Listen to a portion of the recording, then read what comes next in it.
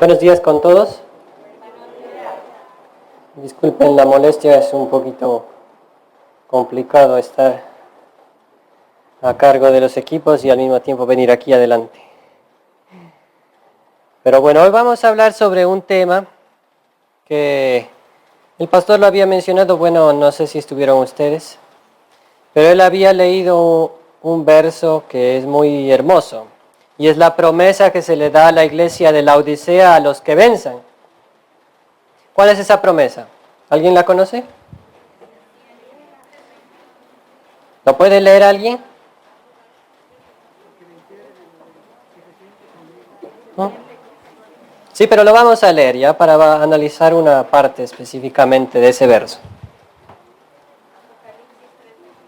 Sí, si alguien lo tiene, léalo, por favor. Dice la palabra del Señor: al que venciere le daré que se siente conmigo en mi trono, así como yo he vencido y me he sentado con mi Padre en su trono. ¿Qué dice allí? Al que venciere. ¿Quién va a ser el que se va a sentar en el trono de Dios? Al vencedor, ¿no? Y eso es algo muy hermoso porque se nos promete que al que venza, a la iglesia, en esta iglesia que sabemos que es la más terrible de todas las iglesias, la que no tiene nada de bueno, sino solo cosas malas, se nos promete algo muy hermoso. Se nos dice que si vencemos, vamos a sentarnos en el trono de Dios. Pero yo me voy a enfocar en otra parte del verso que dice: así como yo he vencido y me he sentado con mi Padre en su trono. La promesa es que al que venciere se nos sentará en el trono. Pero en otra parte del verso dice: como yo he vencido. ¿Y quién está hablando allí? Jesús, ¿verdad? Eso quiere decir que Cristo está diciendo, en otras palabras, venzan como qué. Venzan porque yo les digo que venzan. Porque yo les prometo que van a vencer. No, sino que les dice: al que venciere, le daré que se siente conmigo en mi trono, así como yo he vencido y me he sentado con mi Padre en su trono. Y es interesante porque Cristo nos dice que venzamos no porque Él nos dice o nos manda, sino porque Él venció. Y entonces es algo más hermoso todavía porque dice: yo te di el ejemplo de que se puede vencer. Así que tú también puedes vencer. Y así como yo fui premiado sentándome con mi Padre en su trono, tú también vas a tener el mismo premio, si vences como yo vencí. Y lamentablemente en este tiempo ha habido mucha controversia respecto a esa doctrina que conocemos, ¿no? Porque ahora, ¿qué dicen las iglesias protestantes? ¿Dicen que se puede vencer? No. ¿Dicen que Cristo fue uno como nosotros y venció como uno de nosotros? ¿No? Es importante porque dice: al que venciere como yo he vencido, ¿no? O sea que eso quiere decir que Cristo, como dice Juan 1:1, dice: el verbo se hizo carne. Cristo vino, se tomó nuestra humanidad y venció en nuestra humanidad.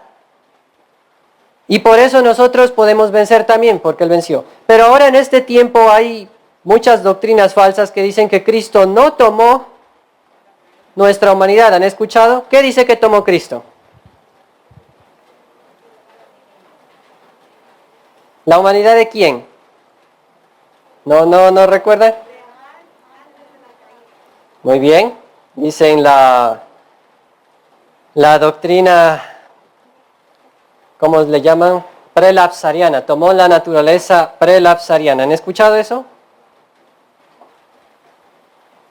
Y déjenme buscarles, aquí tengo una cita de los que defienden esto. Y miren cómo dicen ellos. Esto escribió en la revista Ministry, una revista famosa adventista de los Estados Unidos. Y miren cómo dicen ellos acerca de Cristo. Dice: está claro, en el 2003 escribió esto, está claro que Jesús nació y vino a esta tierra en circunstancias absolutamente singulares y diferentes de las nuestras. ¿Cómo dice que vino Cristo a esta tierra?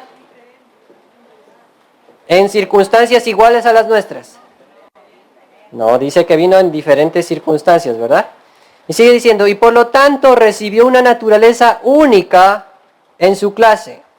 Su naturaleza es y fue completamente impecable. Cristo no heredó en su nacimiento la naturaleza caída que hereda la posteridad de Adán. Si Cristo hubiera heredado la naturaleza malvada que deriva de la caída de Adán, también él habría nacido en pecado bajo condenación y por lo tanto necesita un Salvador para él mismo. No tenía en su naturaleza aquello que lo predisponía a pecar. No poseía las pasiones ni los deseos interiores que nosotros estamos obligados a subyugar diariamente por la gracia de Dios. Y miren cómo concluye. Página 7 de esta misma revista. Por lo tanto, los que forman el pueblo de Dios están limitados por su incapacidad para igualar de forma positiva la infinita perfección de Cristo. ¿Sí entendieron?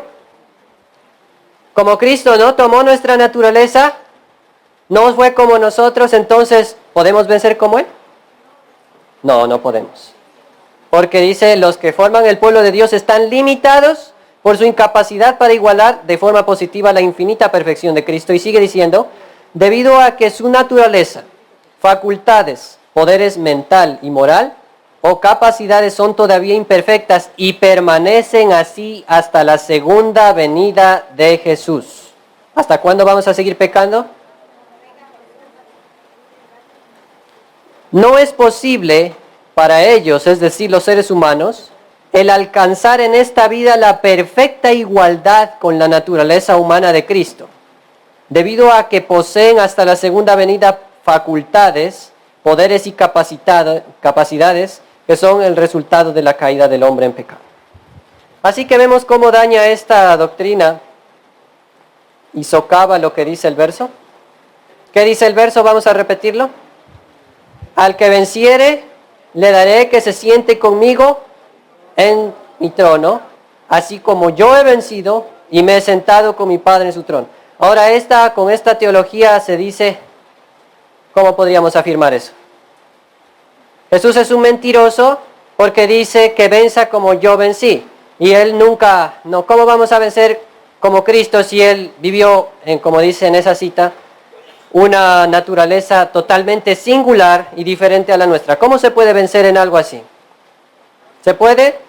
¿Nos puede decir Cristo vence como yo vencí si tomó otra naturaleza? Si ni siquiera, como dicen por ejemplo los gnósticos, fue humano como nosotros. ¿Puede decir Cristo vence como yo vencí? No. Y por lo tanto es importante comprender que Cristo realmente fue uno como nosotros. Pasó por nuestras mismas dificultades y por eso Él, con todo el derecho, nos dice, vence porque yo vencí. Así que vamos a abrir nuestras Biblias para ver un poco sobre este tema. ¿Qué naturaleza tomó Cristo cuando vino a la tierra?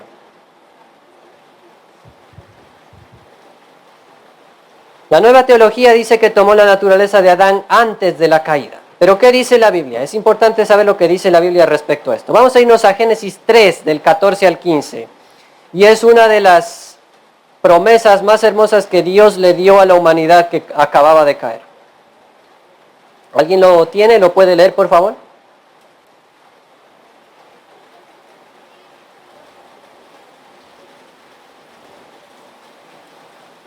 Génesis 3 del 14 al 15.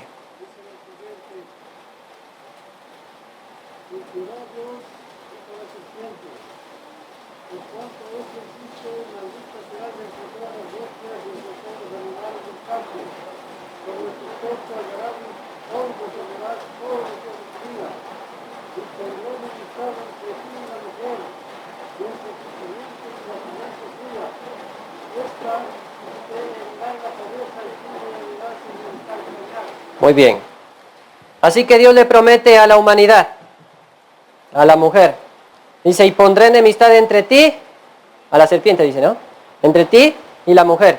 Entre tu simiente y la simiente de ella. Esta te quebrantará la cabeza. ¿Qué dice? ¿A qué se refiere cuando dice esta? ¿A qué se refiere? ¿A qué? A la simiente de Eva. Esta, es decir, la simiente de Eva, le quebrantará la cabeza y la serpiente le quebrará el calcañar. Si vemos este verso, podemos afirmar de que Cristo tuvo una naturaleza antes de la caída. ¿Qué naturaleza tenía Eva en ese momento? ¿Qué naturaleza tenía? Caída. Entonces, si Jesús nace de la simiente de Eva, que era naturaleza humana caída, ¿qué naturaleza tenía que tomar Cristo? La caída. ¿Podemos afirmar lo contrario? No.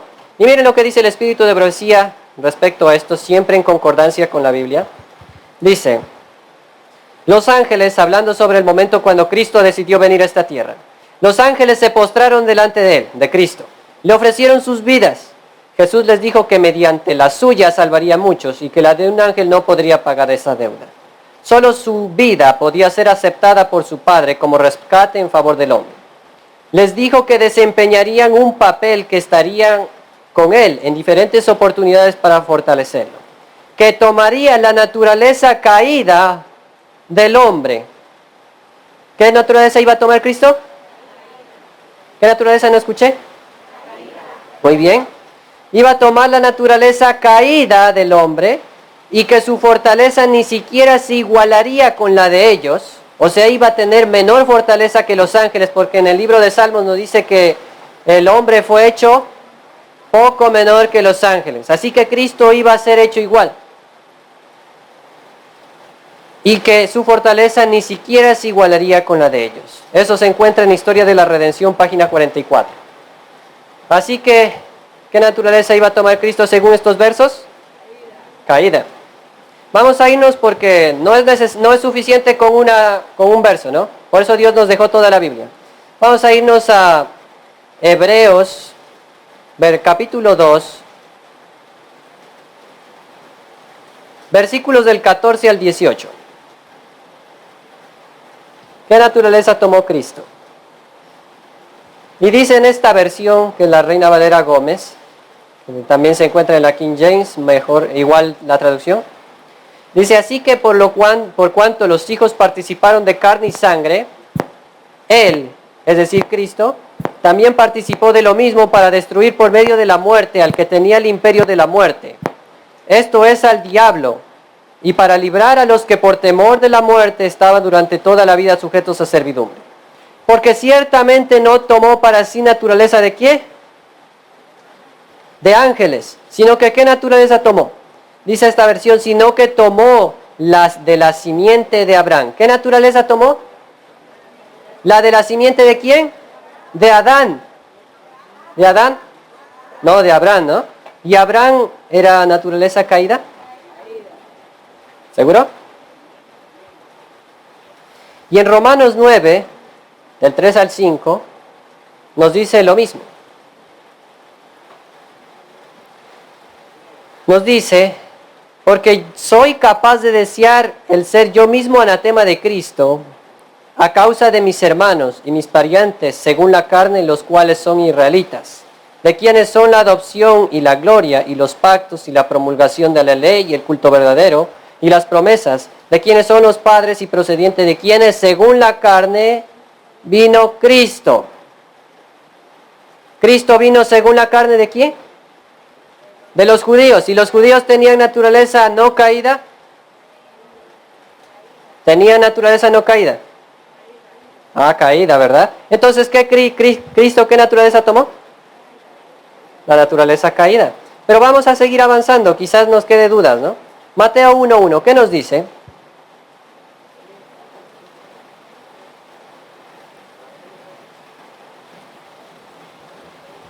Eso es corto, si alguien lo tiene, lo puede leer, por favor.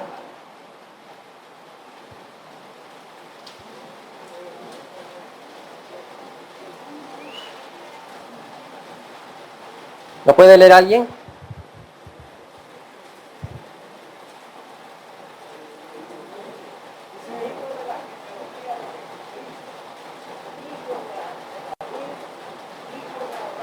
Muy bien. Así que es muy fácil y sencillo. ¿Cristo fue hijo de quién? De David. ¿David tenía naturaleza caída? Es más, se nos menciona que tuvo un pecado muy grave, ¿verdad? Ya. Entonces Cristo, si fue hijo de David, fue hijo de Abraham y fue de la simiente de Eva que acababa de pecar, ¿qué naturaleza iba a tomar Cristo? La no caída, ¿verdad? La prelapsariana. No. ¿Qué naturaleza?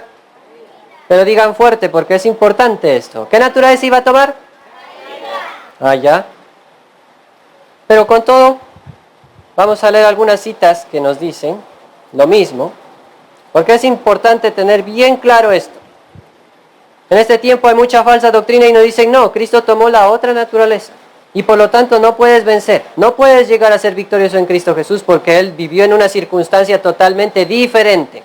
Miren lo que dice en Manuscritos Liberados, tomo 10, página 176. Dice, Él, hablando de Cristo, tenía la misma naturaleza que el pecador. Si bien no conoció pecado, a fin de poder condenar el pecado en la carne. ¿Qué naturaleza tenía? La del salvo. La de Adán. ¿Qué naturaleza? Del pecador, o sea, la misma naturaleza nuestra. ¿Nosotros somos pecadores? Sí. Ministerio Médico, página 237. Él tomó sobre su naturaleza sin pecado nuestra naturaleza pecaminosa para saber cómo socorrer a los que son tentados. ¿Qué naturaleza tomó? Caída. Mensajes Selectos, tomo 3, página 151. Aunque no tenía ninguna mancha de pecado en su carácter, condescendió en relacionar o conectar nuestra naturaleza caída con su divinidad. ¿Qué naturaleza? Caída. Yo no sé por qué a veces la gente se confunde y dice, no tomó la de Adán. Si es tan claro como el agua, ¿necesitan más evidencias ustedes? ¿Les está quedando dudas que estas citas a lo mejor están diciendo en otro contexto? No, es muy claro. Dice esta cita en Alza tus ojos, página 170. Satanás sostenía que era imposible que los seres humanos pudieran guardar la ley de Dios. ¿Quién sostiene eso? Entonces, si alguien viene y dice que no podemos guardar la ley de Dios, ¿de quién está dando el mensaje? ¿De Cristo o de Satanás? ¿Debemos escucharle? No, ¿verdad? A fin de probar la falsedad de esta denuncia, Cristo dejó su elevado imperio, tomó sobre sí la naturaleza del hombre y vino a la tierra para colocarse a la cabeza de la raza caída, a fin de mostrar que la humanidad podía soportar las tentaciones de Satanás. Se convirtió en la cabeza de la humanidad para ser asaltado con tentaciones en cada punto, como la naturaleza humana caída habría de ser tentada, a fin de que pudiera saber cómo socorrer a los que son tentados. Llevando nuestra naturaleza, fue leal a la norma de justicia de Dios y obtuvo la victoria sobre Satanás. Fue tentado en todo, tal cual nosotros lo somos, pero sin pecado. Y aquí se repite varias veces. Tomó nuestra naturaleza caída, fue tentado en todo, se puso a la cabeza de la raza caída. Es muy clara la cita, ¿verdad?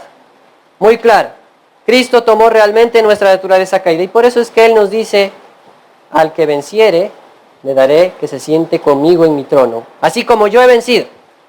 El ser humano no tiene excusas para decir que no puede obedecer la ley de Dios, porque Cristo tomó nuestra misma naturaleza, sintió nuestras mismas tentaciones, vivió nuestros mismos chascos y angustias incluso mayor que nosotros, y logró vencer. ¿Cuánto aún nosotros no podremos vencer, verdad? Vamos a ver algunas, porque esto también se encuentra en el santuario. En el santuario también nos revela lo mismo. Vamos a irnos a Levíticos 16, del 3 al 4.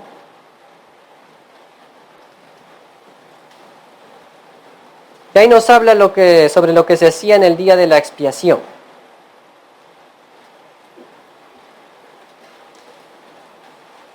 Recordando que estamos en este tiempo en el día de ¿qué? De la expiación, ¿verdad? ¿Cómo era que se celebraba en el día de la expiación y cómo hacían esto los sacerdotes? Y leo. Me siguen con la lectura, por favor. Con esto entrará Aarón en el santuario, con un becerro para la expiación y un carnero para el holocausto. Se vestirá la túnica santa de lino, y sobre su carne tendrá calzoncillos de lino, y se ceñirá de cinto de lino, y con la mitra de lino se cubrirá. Son las santas vestiduras. Lavará pues su carne con agua y luego se vestirá con ellas. ¿Qué vestidura utilizó el sacerdote para entrar al lugar santísimo? Pero el sumo sacerdote acostumbraba a llevar la vestidura blanca de lino. ¿Con qué vestidura estaba él? El sumo sacerdote tenía otra vestidura, ¿verdad? Tenía el efod, tenía vestiduras medio azules, ¿verdad? Pero cuando llegaba este día, él se quitaba esas vestiduras y se ponía las vestiduras de un sacerdote normal, vestiduras de lino, ¿verdad? Se ponía estas vestiduras y por eso es que hay un error, no sé si ustedes han visto, a veces ponen a Cristo según en el santuario. ¿Y cómo lo ponen a Cristo al lado del arca? ¿Con qué vestiduras? Le ponen con el pectoral, con la mitra y con la corona, con esta vestimenta azul que se ponía también. Pero eso es mentira. Realmente él entraba al lugar santísimo ¿con qué vestidura? Con la de lino blanco, la de un sacerdote común. Y en el versículo de 23 al 24 del mismo capítulo, nos dice: después vendrá Aarón al tabernáculo de la congregación, después de terminar la ceremonia en el lugar santísimo. Ustedes lo pueden leer completo el capítulo si quieren. Y se desnudará las vestiduras de lino que había vestido para entrar en el santuario y las pondrá allí. Lavará luego su carne con agua en el lugar del santuario y después de ponerse sus vestiduras saldrá y hará su holocausto y el holocausto del pueblo y hará la reconciliación por sí y por el pueblo. Así que después de que terminaba dice que se quitaba las de lino y ahora sí se ponía ¿qué? Sus vestiduras, o sea, las propias del sumo sacerdote, y entonces salía el pueblo.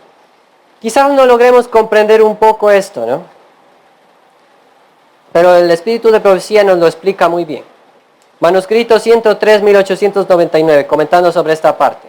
Y en la Biblia de Estudio también se encuentra allí el comentario, si alguien lo tiene. Dice, miren lo que dice. Así como el sumo sacerdote ponía a un lado su traje pontifical y oficiaba revestido con el traje de lino blanco de un sacerdote común, y atentos a esta parte, así también Cristo se vació a sí mismo, tomó la forma de un siervo y ofreció el sacrificio, siendo él mismo el sacerdote y la víctima. ¿Qué representaba esto de que se quitaba la vestidura de sumo sacerdote y se ponía la de un sacerdote común? Que Cristo se iba a quitar esa gloria, iba a vestirse de humanidad como alguien común de nosotros, iba a cumplir su misión aquí en la tierra, ¿verdad? Y Cristo está intercediendo en el cielo como Dios.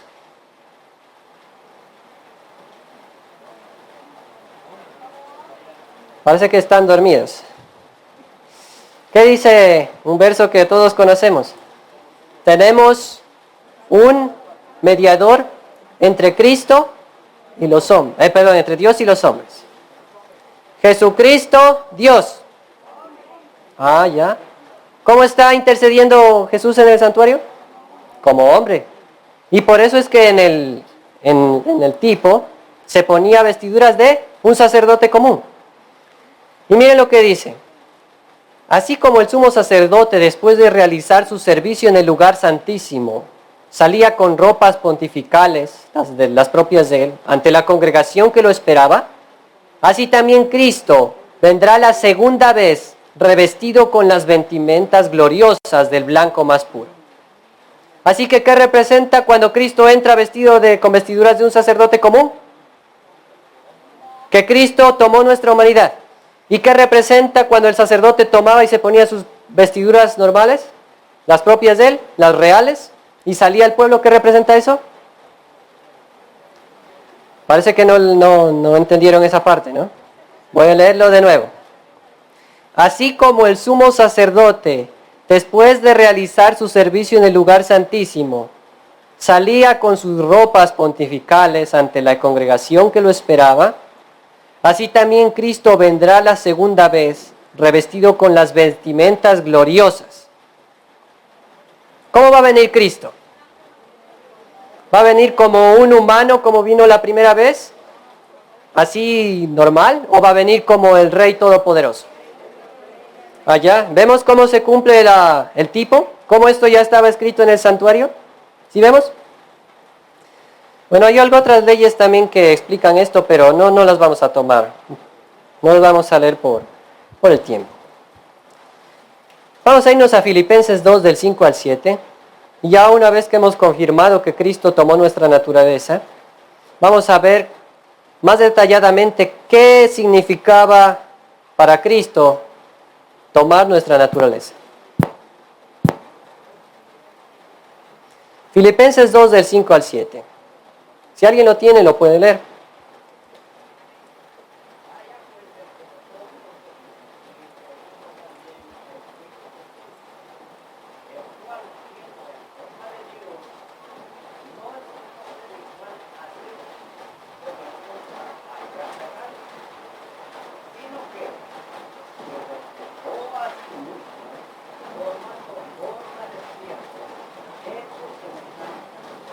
Muy bien, gracias.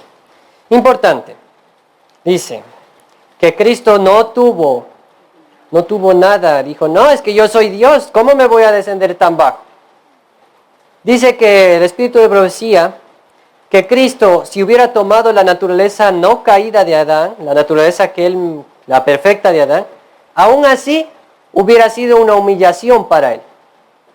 Pero Cristo se humilló aún más. Porque tomó no la naturaleza no caída y perfecta, sino que tomó nuestra naturaleza pecaminosa. Y por eso es que Cristo también nos dice que hay que ser abnegados. ¿Con qué cara nos puede decir Cristo que hay que ser abnegados si no tomó nuestra naturaleza? Él nos dice con ejemplo, ¿no? Yo no tuve usurpación o orgullo de que yo soy Dios y no voy a vestirme como uno de ustedes. Sino que yo, siendo Dios, dice, me despojé y tomé tu naturaleza. ¿Y tú no puedes darme un poco de lo que es tuyo? Importante, ¿no? Y vamos a enfocarnos en la parte que dice, sino que se despojó a sí mismo. La palabra despojar en el griego es ekensen. Y significa vaciar y despojar. O sea, leyendo de otra manera dice, sino que se vació a sí mismo, tomando la forma de siervo y hecho semejante a los hombres. Cristo se vació. ¿Y de qué se vació Cristo? Vamos a ver de qué se vació.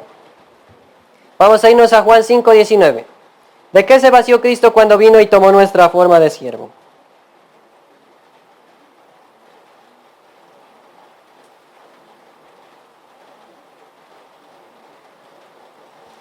Juan 5:19, si alguien lo tiene lo puede leer.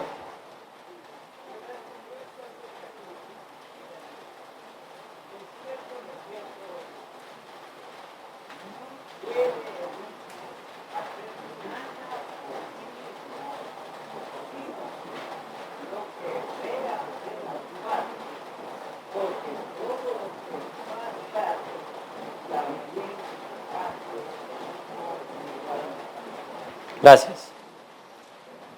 Cuando Cristo y Dios y el Espíritu Santo vino a este mundo y Él dijo, sea la luz.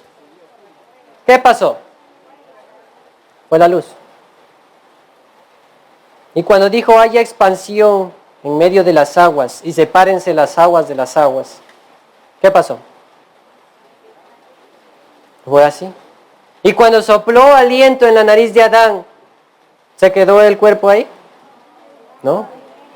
Cristo como Dios, ¿qué tenía? Poder. Dios es omnipotente, puede hacer todo. Pero vemos algo diferente aquí. No puede el Hijo hacer nada de sí mismo. ¿Se dan cuenta? ¿Podía Cristo como humano hacer lo mismo que hacía como Dios? Cristo cuando vino a la tierra se despojó entonces ¿de qué? No solo de su gloria, no solamente de que le canten los ángeles en el cielo o de sus atributos gloriosos que la corona o la gloria que le rodea y el arco iris. No, eso no. Sino que también se despojó de ¿qué?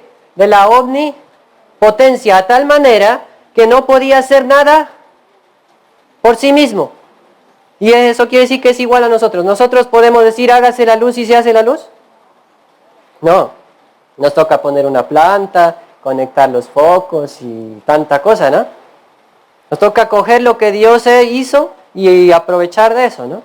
Toca hacerlo con trabajo. Pero en cambio Cristo, en su condición de Dios, decía hágase la luz y ya se hacía. Pero cuando Él vino a esta tierra para parecerse en todo a nosotros y que no vaya a decir después el hombre, ay, es que Cristo cómo no va a vencer si Él es omnipotente. Él venció porque es omnipotente, lo puede hacer todo. ¿Cristo venció porque era omnipotente? ¿Por qué venció? Porque Él se mantuvo aferrado de su Padre. Ya lo vamos a ver eso. Y por eso aquí dice Él, no puede hacer nada de sí mismo. En Juan 5:30 nos dice algo similar. De mí mismo no puedo hacer nada. Qué humillación, ¿no? Y a veces nosotros nos quejamos porque Dios nos dice, sal de las ciudades, o porque nos dice, ya deja de comer eso malo, ¿no? Cristo, en cambio, dejó todo su poder. Dejó todo eso que decía, hágase y se hacía. No, eso se despojó y se vació para venir a ser uno como nosotros.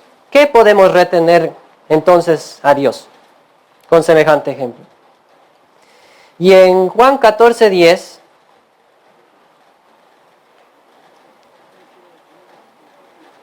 sí, Juan 14:10 lo vamos a leer.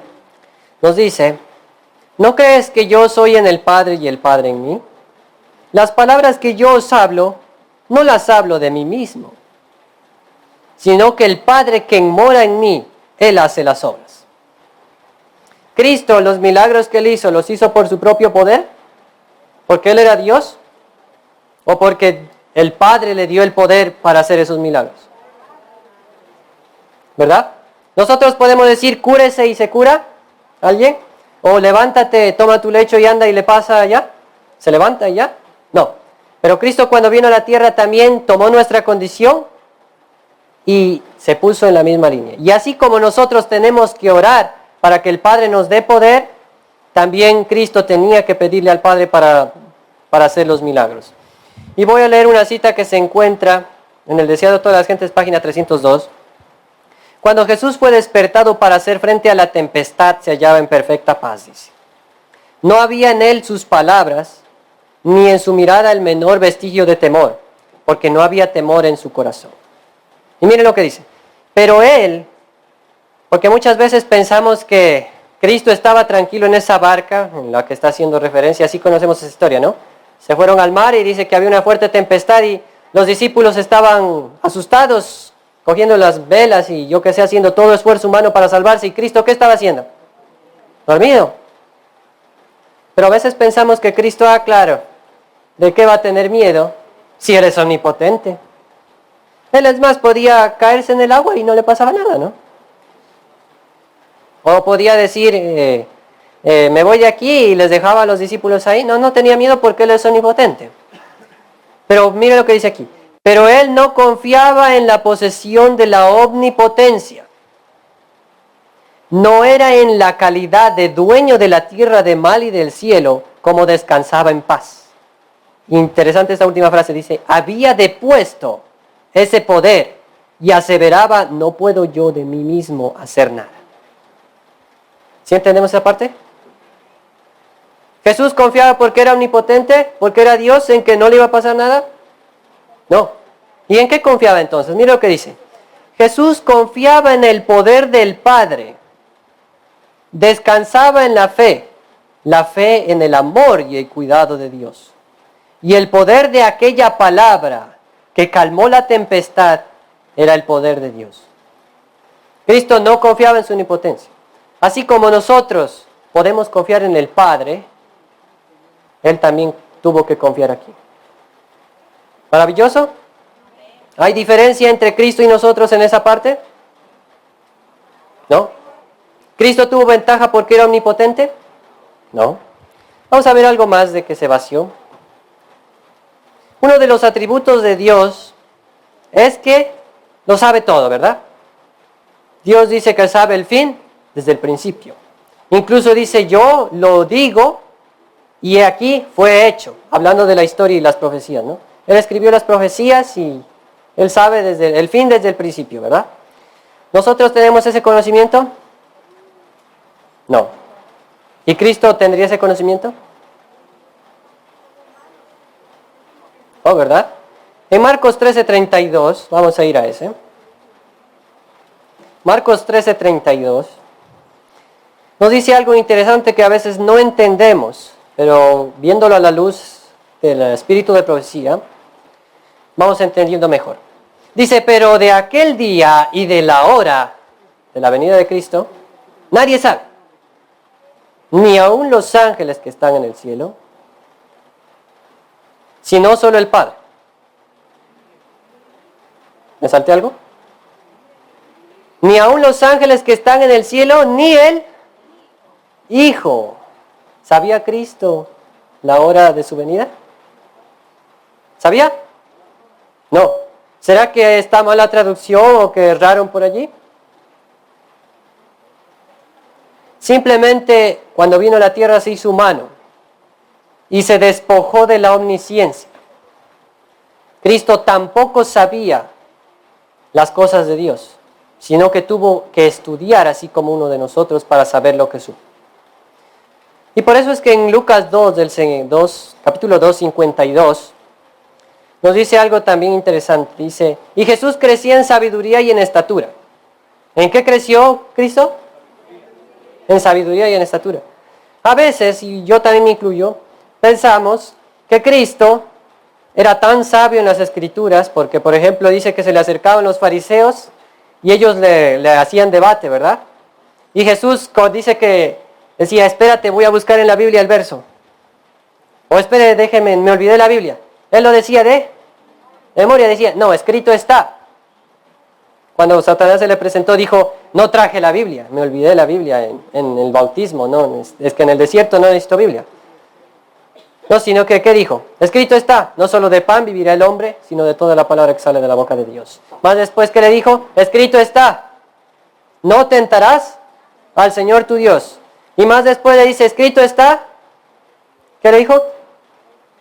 Al Señor tu Dios adorarás y solo a Él servirás. Cristo sabía todo eso porque Él lo dijo antes. Algunas a veces parece, y bueno, yo me incluyo, pensamos que Cristo sabía eso porque Él lo habló. ¿Quién dio la ley en el Sinaí? Cristo. ¿Quién les inspiró a los profetas? Cristo. ¿Quién le dijo a Isaías, a Jeremías, a Ezequiel las palabras que tenía que escribir? Cristo. ¿Quién es el dueño de la palabra? Cristo. Pero Él sabía eso y lo que supo aquí en la tierra porque Él a la final lo dijo o porque tuvo que crecer en sabiduría. Eso quiere decir que Él, ¿qué tuvo que hacer? Dijo, se acordó, claro, yo dije hace algunos años que no solo de pan vivirá el hombre. ¿Dijo así? No, sino que yo lo leí y me acuerdo. Entonces esa memoria que tuvo Cristo y ese conocimiento de las Escrituras, ¿lo podemos tener también nosotros? Sí, lo podemos tener. Y miren lo que dice en el deseado de todas las gentes. El niño Jesús, bueno, parece que no es el deseado de las gentes, déjenme ver la cita. Bueno, ahorita les veo la cita. Dice, el niño Jesús no recibió la instrucción en las escuelas de las sinagogas. Su madre fue su primera maestra humana. ¿Quién fue su maestra? Su madre. De labios de ella y de los rollos de los profetas, aprendió las cosas celestiales. ¿Cómo aprendió? Leyendo, estudiando. Las mismas palabras que él había hablado a Israel por medio de Moisés, le fueron enseñadas sobre las rodillas de su madre. Y al pasar de la niñez a la adolescencia no frecuentó las escuelas de los ramidos. No necesitaba la instrucción que podía obtener de tales fuentes porque Dios era su instructor. Y más adelante dice, la pregunta hecha durante el ministerio del Salvador, ¿cómo sabes de letras no habiendo aprendido? No significa que Cristo no sabía leer, sino que Él meramente no había recibido una educación rabínica. Y miren cómo esta frase es importante. Puesto que Él adquirió saber como nosotros podemos adquirirlo. ¿Cómo adquirió saber? Como Él lo dijo antes, Él sabía. No, sino que adquirió saber como nosotros tenemos que adquirirlo. Dice, esto nos demuestra su conocimiento de las Escrituras. Nos demuestra cuán diligentemente dedicó sus primeros años al estudio de la palabra de Dios. ¿Cómo Cristo entendió todo lo que supo? ¿Cómo Él sabía las profecías? ¿Por qué Él las dijo antes y se acordó? ¿Él era omnisciente? No, sino que Él también estudió. ¿Y podemos nosotros entonces adquirir ese conocimiento así como tuvo Él? ¿Cristo falló en alguna doctrina, se equivocó? ¿No? Porque las estudió bien. Entonces nosotros nos podemos confundir en la palabra de Dios. Si la estudiamos correctamente, no. Vamos a ver algo más de lo que se vació Cristo. Juan 14, del 15 al 17. Es un verso que nos da Dios la promesa del Espíritu Santo. Dice, si me amáis, guardad mis mandamientos, y yo rogaré al Padre, y Él os dará otro consolador, para que esté con vosotros para siempre. El Espíritu de la verdad aquí en el mundo no puede recibir, porque no le ve ni le conoce, pero vosotros le conoceréis porque mora con vosotros y estará con vosotros. Y comentando sobre este verso, el Espíritu de Profecía en el Deseado de todas las gentes, página 122, nos dice, el Espíritu Santo es el representante de Cristo, pero despojado de la personalidad humana e independiente de ella. ¿El Espíritu Santo es humano? No. Él es Dios, completamente. Él no se humanó. El Espíritu Santo no se humanó. Y dice aquí, estorbado por la humanidad, Cristo no podía estar en todo lugar personalmente. ¿Cristo era omnipresente? ¿En su condición de Dios fue omnipresente? ¿Y en su condición de humano fue omnipresente? No. ¿Igual que nosotros? Sí. Y por eso es que dice, por lo tanto convenía a sus discípulos que fuese al Padre y enviase el Espíritu como su sucesor en la tierra. ¿Por qué envió el Espíritu? Porque Cristo como humano se despojó de la omnipresencia. ¿Cristo realmente entonces fue un humano como nosotros? Sí, ¿verdad? Vamos a irnos a 1 de Pedro 4 del 1 al 2.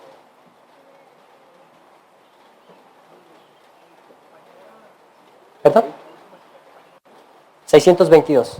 Deseado a todas las gentes, página 622. 1 de Pedro 4, del 1 al 2. Es un verso muy hermoso. Dice, por puesto que Cristo ha padecido por nosotros en la carne. ¿En dónde padeció Cristo? ¿Están atentos? ¿En dónde padeció? Allá. Vosotros también armaos del mismo pensamiento, porque el que ha padecido en la carne cesó de pecado. Si Cristo en la carne que nosotros tenemos cesó de pecado, ¿nosotros podemos también cesar de pecado? Sí, ¿verdad? Por eso es que Él nos dice, vence porque yo vencí y me senté con mi Padre en su trono. Para que ya el tiempo, sigue diciendo el verso, que quede en la carne viva, no en la concupiscencia de los hombres, sino en la voluntad de Dios. Y vamos a ver un poco más de lo que Cristo tomó en su naturaleza humana. Pregunto, cuando ustedes recibieron o reciben los mensajes, por ejemplo, de la Reforma Pro Salud, la salida al campo, ustedes naturalmente o nosotros naturalmente los queremos obedecer. Viene el predicador y dice, tenemos que salir al campo y lee las citas de la ciudad al campo y nosotros decimos, ya, Dios dijo, y qué felicidad, no, nos vamos. ¿Nos vamos? No. ¿Qué pasa adentro? Hay resistencia, ¿verdad? Porque nuestra voluntad carnal pelea contra el Espíritu, dice, ¿no? ¿Será que Cristo tuvo lo mismo? ¿Seguro?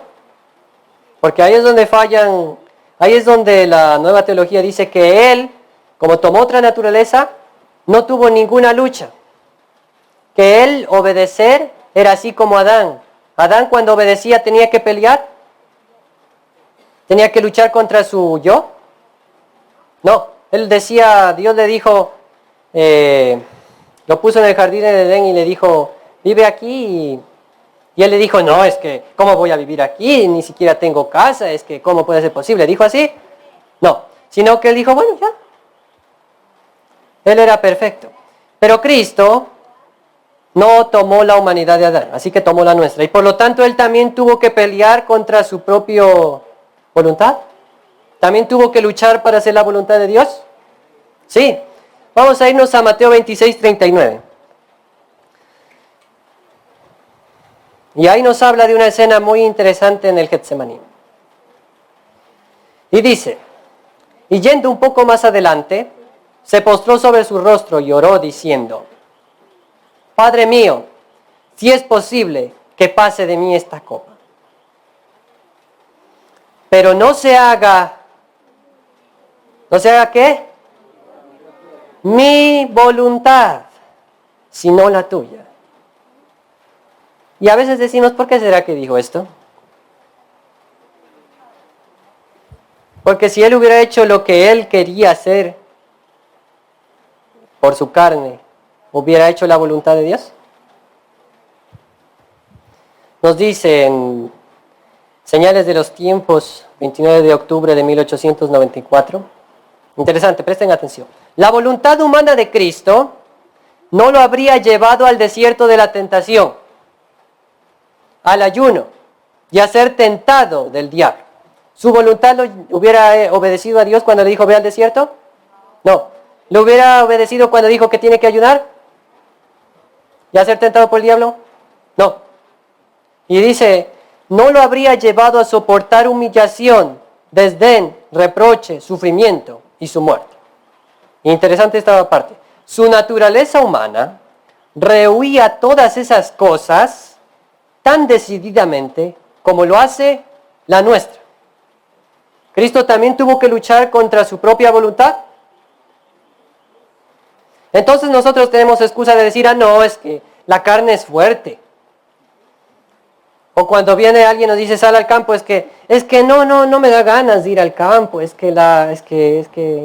no quiero, no me gusta, ¿cómo voy a salir aquí y voy a ensuciarme las manos? No, eso no. Y ya estoy justificado. No, ¿verdad? Porque Cristo tuvo algo peor.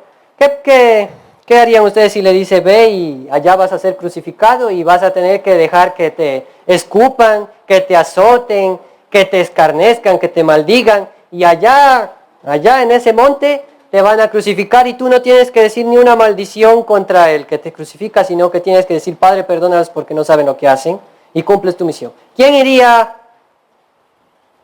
Alce la mano. Carnalmente. Pero Dios nos pide algo fácil. No nos dice que nos vayamos a crucificar. Nos dice solamente ve y sal al campo. Ve y haz la reforma pro salud. Y a veces pensamos que nuestra voluntad, porque tenemos que pelear, eso es suficiente excusa.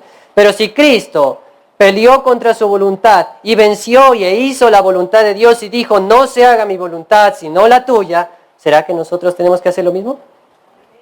¿Será que nosotros podemos hacer lo mismo? ¿Sí o no? ¿Y entonces por qué no lo hacemos? La carne es débil, ¿verdad? Por eso es que en el juicio la condenación va a ser tan fuerte. Porque no es que no lo hicimos porque había muy grande lucha o porque las circunstancias eran muy adversas o etcétera, etcétera. Sino que no lo hicimos simplemente porque no nos dio la gana. Porque Cristo estaba dispuesto a darnos el mismo poder que Él tuvo para vencer, y nosotros lo rechazamos y dijimos, no quiero, sino que quiero que se haga mi voluntad y no la tuya. Es grave realmente desobedecer a Dios, ¿verdad? Vamos a seguir. Ya vamos a intentar finalizar, no se preocupen. ¿Sí?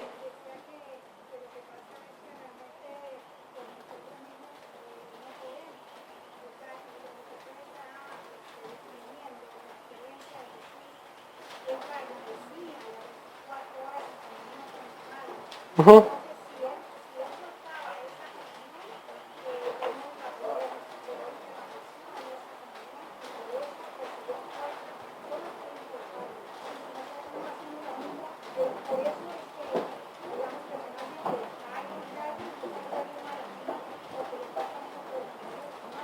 Exactamente. Sí, eso mismo lo vamos a leer un poquito al final. Pero de todas maneras, ¿el pecado es decisión nuestra o porque las circunstancias sean adversas? Si nosotros pecamos es porque decidimos no permanecer en comunión con Dios, decidimos no aceptar su gracia y decidimos no aceptar su Espíritu Santo, sino que decidimos hacer nuestra voluntad.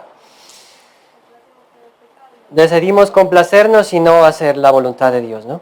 En cambio, Cristo decidió permanecer en Dios, decidió permanecer en su gracia y permanecer fiel a Dios, y por lo tanto venció. Cristo fue tentado como nosotros, eso nos dice en Hebreos 4:15. Y es muy bonito este verso porque dice, creo que todos los conocemos, porque no tenemos un sumo sacerdote que sea incapaz de compadecerse de nuestras flaquezas, sino que uno que fue tentado en todo punto, así como nosotros, pero sin pecado. ¿Tuvo nuestras mismas tentaciones? ¿O será que Satanás le tuvo un poco de misericordia?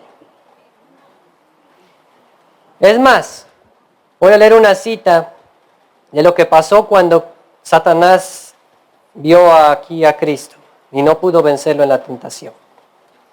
Deseando a todas las gentes, página 90 y página 91. Dice, la página 91 mejor. Satanás vio que debía vencer o ser vencido. Los resultados del conflicto significaban demasiado para ser confiado a sus ángeles confederados. Debía dirigir personalmente la guerra. Todas las energías de la apostasía se unieron contra el Hijo de Dios, y Cristo fue hecho el blanco de toda arma del infierno. Cuando Cristo vino, le tentó un ángel común, un demonio común, perdón, uno de bajo rango. ¿Quién le tentó? ¿Quién se ocupó de que sea tentado en todo punto? Satanás. Les pregunto, ¿nuestras tentaciones, las que nosotros tenemos, son fuertes? Sí. ¿Y qué les parece si Satanás les hace en blanco del infierno? ¿Serán más fuertes? Si nosotros que somos tentados normalmente sentimos que es fuerte, ¿cómo sería Cristo que fue hecho blanco de toda arma del infierno? ¿Qué quiere decir esto? Imagínense una guerra. Y el enemigo dice, dejen de atacar al ejército, sino que quiero que maten solamente a este soldado. Así que todos los cañones, todas las ojivas nucleares, todos los soldados, los 1000 soldados que antes estaban disparando contra 1000, ahora van a enfocarse solamente a uno, los francotiradores y yo qué sé, los helicópteros, los aviones, todos se enfocan a matarle a un soldado. ¿Qué probabilidades tiene de vivir este? No. Pero Cristo venció. Y si Él venció en esa circunstancia, siendo blanco del infierno, ¿será que nosotros podemos vencer? Sí.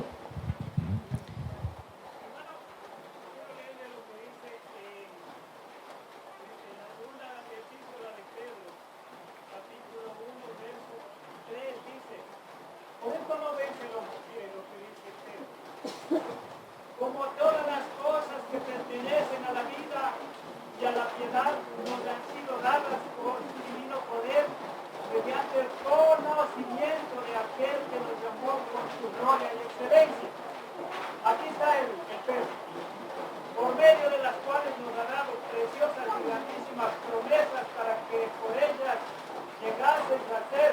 participantes de la naturaleza divina, habiendo...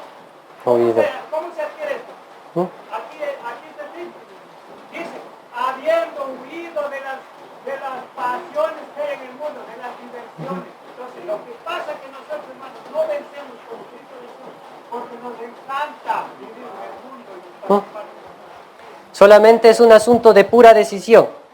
No es porque Satanás sea más fuerte o porque, etcétera, etcétera, mil excusas, o porque tenemos naturaleza caída, etcétera, ¿no? Es simplemente porque no queremos aceptar el poder de Dios y no queremos permanecer en Él. Esa es la única causa del pecado. Y vamos a ir terminando. Entonces, si Cristo tuvo una victoria tan aplastante sobre Satanás, ¿cómo es que venció Él? ¿Cómo es que Él logró hacer esto? ¿Qué tenemos que hacer nosotros para vencer como Él?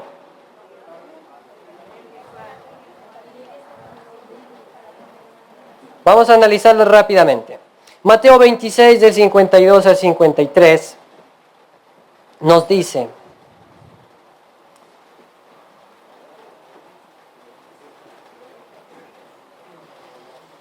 entonces Jesús, Mateo 26, del 52 al 53. Entonces Jesús le dijo: vuelve tu espada a su lugar, porque todos los que tomen la espada perecerán. ¿O piensas que no puedo ahora orar a mi Padre, y Él me daría más de 12 legiones de ángeles? Él decidió hacer su voluntad. Dijo: no, es que yo tengo ángeles, ¿por qué me van a torturar aquí? ¿No? Y vuelvo a repetir, bueno, creo que ya, no la he leído esta. Dice, así, en Deseado a todas las gentes, página 303, así como Jesús reposaba por la fe en el cuidado del Padre, así también hemos de confiar nosotros en el cuidado de nuestro Salvador. Si los discípulos hubiesen confiado en Él, habrían sido guardados en paz. Su temor en el tiempo de peligro reveló su incredulidad, y en sus esfuerzos por salvarme a sí mismos se olvidaron de Jesús. ¿Qué tenemos que hacer nosotros? Cristo, ¿cómo venció? Porque confiaba en ¿quién? En su propia fuerza. En que Él era suficientemente poderoso para vencer. ¿En quién confiaba? En su Padre. ¿Y eso es algo difícil? ¿Podemos nosotros confiar en el Padre? Sí. ¿Qué más hizo Cristo para vencer? Juan 4:34 y Juan 6:38. Juan 4:34 nos dice, Jesús les dijo, mi comida es que se haga la voluntad del que me envió y que acabe su obra. Y si alguien tiene Juan 6:38, ¿lo puede leer, por favor?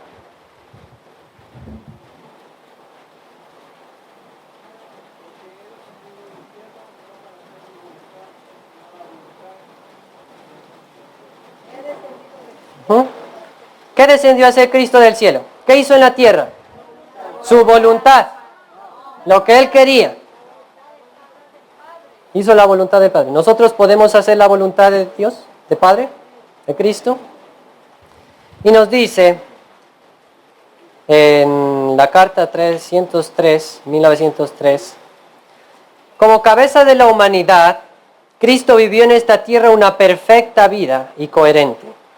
Y en plena conformidad con la voluntad de su Padre, su mente y su corazón siempre fueron conducidos por el pensamiento, no sea hecha mi voluntad, sino la tuya.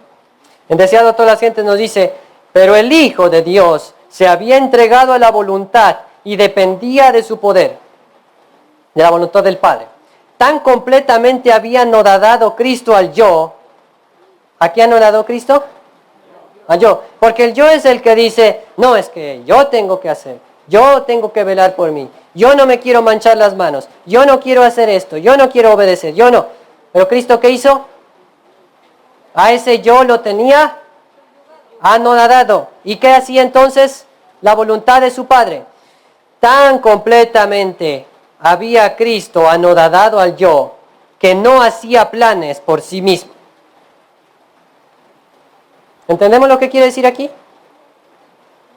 Él consultaba su voluntad para hacer los planes. Él ya tenía marcado su camino. ¿Dónde estaba su camino para seguir? En Cristo, en las Escrituras. Él sabía, por su estudio, que un día tenía que morir. Él sabía que tenía que padecer, que ser azotado. Asimismo también sabía que tenía que sanar. ¿Cómo Cristo sabía lo que tenía que hacer? ¿Porque Él se inventó? ¿Dónde se encuentra profetizado que Cristo iba a sanar? En Isaías, ¿verdad? ¿Y que Cristo iba a morir? ¿Que Cristo iba a hacer milagros? ¿Todo eso se encontraba en la Biblia? Sí. Y por eso es que Él sabía lo que tenía que hacer. Sabía cuál era su obra. Y su voluntad humana le decía no.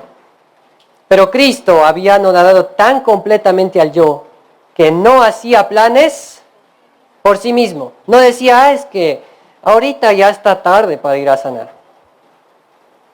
O mejor después voy a morir.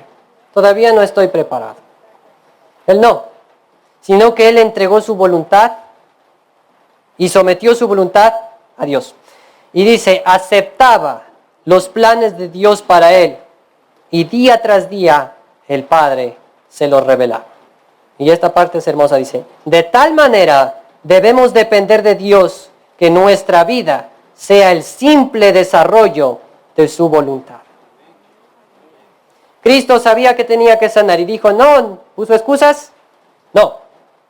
Entonces cuando Dios nos dice, sal al campo, practica la reforma pro salud, estudia la Biblia, vístete bien, ¿tenemos que nosotros hacerle caso al yo? ¿A nuestra voluntad?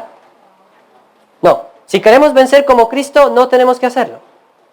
Pero claro, si queremos hacer nuestra voluntad, es otra cosa. Que Dios nos ayude, pues entonces, a hacer nuestra vida un simple desarrollo de su voluntad. Una pregunta. Yo me quedé con el Jesús de Mateo 24, donde que dice sabrá el día y la hora para nosotros. Es que Jesús no sabía, pero ahora sí sabrá o no sabrá. Está como humano. Pues eso no he hecho un estudio sobre eso, hermano. Todavía sigue hombre, dice. Jesucristo hombre, entonces no creo, no sé. Yo tengo una página aquí en el conflicto de los siglos, 698. Dice que sí sabrá la hora. Dice, ahora, ¿quién va a saber la hora? Dice, los que velemos, lloremos. Dice que asomara como una mano, dice. Sí, ahí se va a dar el día, la hora, pero no sabemos si Cristo lo sabe.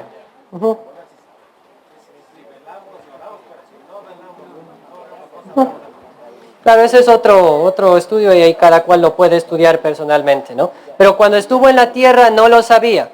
Él, siendo un estudiante tan diligente como fue de la Biblia, no lo supo. Porque él sabía que no estaba escrito. ¿Y será que ahora alguien puede saberlo? Hermano, una preguntita. A la luz de la historia hemos visto que el Padre tiene una voluntad y el Hijo otra voluntad. O sea, estamos hablando de dos personajes. Ahora. No, o sea, cuando Cristo fue humano, tuvo una voluntad como la nuestra, que no era no era perfecta, sino que buscaba también, estaba inclinada a la desobediencia, pero Él no hizo caso a esa voluntad, sino que hizo la voluntad de su Padre. Y por eso es que nosotros tenemos que hacer la voluntad del Padre Celestial en nuestra vida. Ahí va el problema. Tal vez no estamos reconociendo al Padre, porque muchos, yo les voy a preguntar aquí, alguien hace la mano que conoce al Padre. Y yo le voy a, si alguien me alza, yo le voy a felicitar. Felicitaciones, ¿sabe por qué? Porque los discípulos, estando al lado del Salvador, del Mesías de Israel, no conocían al Padre. Así es que, si de repente quieren saber de qué se trata aquello, de conocer al Padre, está reflejado en Juan 4. Si alguien me Sí, exactamente.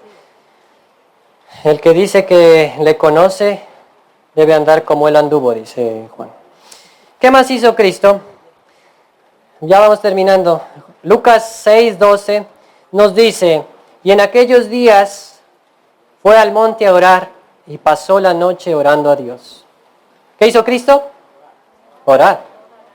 ¿Se imaginan qué humillación el que antes hablaba con el Padre cara a cara y que permanecía y participaba de sus concilios más secretos, ahora tener que orarle desde la tierra, así como uno de nosotros? Porque a veces creemos que como Cristo vino a la tierra y era Dios, pues Él hablaba con Dios como Dios, ¿no?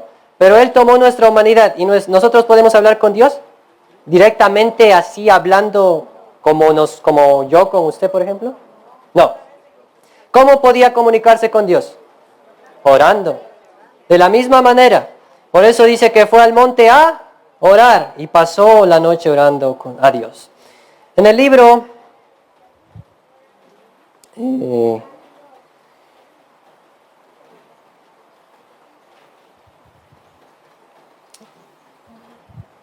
se me perdió el libro La oración.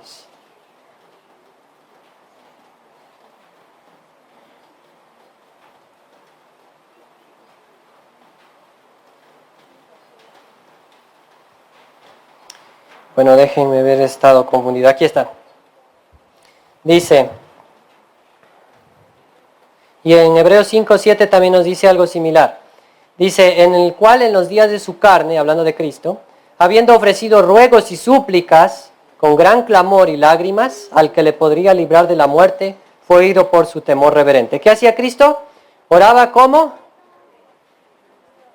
Normalmente, así como a veces nosotros lo hacemos, que yo quiero orar y a veces ni siquiera nos arrodillamos, sino que decimos, Padre, ayúdanos en este día y ya.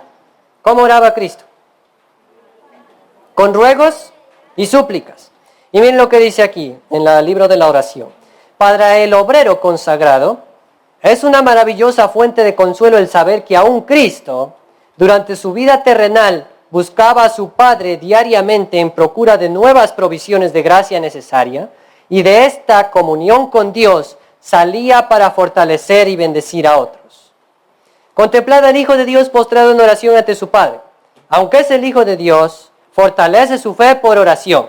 ¿Cómo fortalecía Cristo su fe? Por oración. Y por la comunión con el cielo, acumula en sí poder para resistir el mal y ministrar las necesidades de los hombres. Como hermano mayor de nuestra especie, conoce las debilidades de aquellos que, rodeados de flaqueza y viviendo en un mundo de pecado y de tentación, desean todavía servir a Dios. Su propio ejemplo es una garantía de que la súplica ferviente y perseverante a Dios con fe. La fe que induce a depender enteramente de Dios y consagrarse sin reservas a su obra. ¿Cómo Cristo obtenía poder? Orando. ¿Será que nosotros también podemos hacer eso? ¿Es difícil orar? ¿No? Entonces, ¿de qué depende de nuestra victoria o derrota? De nuestra decisión. Si queremos orar, vencemos. Y si no queremos, pues perdemos. Es una decisión. En Testimonios para la Iglesia, tomo 4, nos dice, página 49, el ejemplo de Cristo se halla delante de nosotros. Él venció a Satanás y nos mostró cómo nosotros podemos hacerlo. Cristo resistió a Satanás con las Escrituras. Podría haber echado mano de su poder divino y hacer uso de sus propias palabras, pero Él dijo, escrito está. Y miren lo que dice, el ejemplo de Cristo está ante nosotros. Si se estudiara y se obedeciera la Sagrada Escritura, los cristianos serían fortalecidos para enfrentarse a su astuto enemigo. Pero si se descuida la palabra de Dios, viene el desastre y la derrota. ¿Cómo venció Cristo? Estudiando las Escrituras. Y si queremos nosotros vencer, ¿qué tenemos que hacer? Estudiar las Escrituras. Bueno, y se puede hablar muchas cosas más, ¿no? Cristo realmente fue un gran ejemplo para nosotros. Resumiendo un poco, volviendo desde el principio, hemos visto que Cristo, ¿qué naturaleza tomó? La naturaleza no caída de Adán. La caída aún, como dice Ellen White, la naturaleza del pecador, o sea, nuestra misma naturaleza. Sometió su voluntad a Dios, oró, mantuvo su comunión con Dios fervientemente. Aunque tuvo tentaciones, aunque tuvo una naturaleza con inclinaciones al pecado, Él no le hizo caso, sino que hizo la voluntad de Dios. ¿Será que nosotros también podemos hacer entonces lo mismo? Entonces ahora realmente tiene más sentido cuando Cristo dice, al que venciere, le daré que se siente conmigo en mi trono, así como yo, dice Cristo, nos dice, no nos dice porque yo te lo digo, o porque yo te lo mando, o porque si no haces te vas a ir al infierno, sino que dice, porque yo he vencido y me he sentado con mi Padre en su trono. Cristo nos lo dice con ejemplo. Así como yo lo hice, hazlo tú. ¿Y qué estamos esperando para hacerlo? Que Dios nos ayude entonces a vencer como Él venció.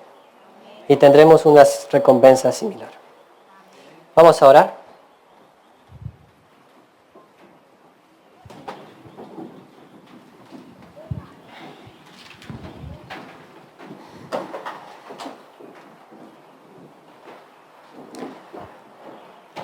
Padre nuestro que estás en los cielos, Señor, te damos gracias porque tú, al ver nuestra condición caída, decidiste redimirnos. Pero no solo decidiste redimirnos, sino que decidiste venir como uno de nosotros para mostrar que realmente se puede vencer.